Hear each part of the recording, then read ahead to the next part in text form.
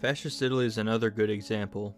Fascist Italy was again the result of the Great Depression. Benito Mussolini promised his people to restore Italy from its poverty and give the nation good character again. He did this by implementing fascism and totalitarianism. Fascism in Italy was founded on the basis of giving up individualism and autonomy to sacrifice yourself for the greater nation. Only people who claimed to be fascist and supported the government were given citizenship. Anyone who did not support the government were not considered citizens and were banned from seeking employment. These rules were also implemented to anyone who had Italian heritage outside of Italy, though this was almost impossible to implement because Italy could not ban people from working in other countries.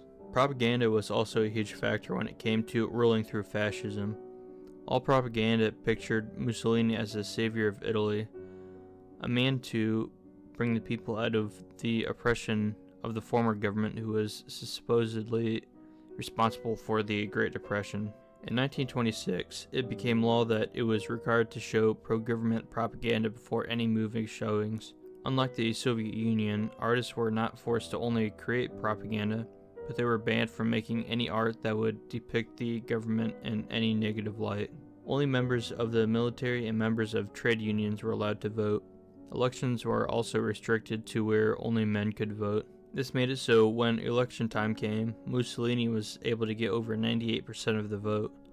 Although the fascists were atheists, they did know that the importance of religion when it came to appeasing the public. With this, Mussolini agreed with the Vatican City and would recognize all religious practices practiced by the Vatican, not just in the city-state, but within all of Italy as well. The fascists also went to the extent of giving religious officials salaries and holding their positions. As much as I want to criticize the fascists, this is genuinely a really respectful thing to do.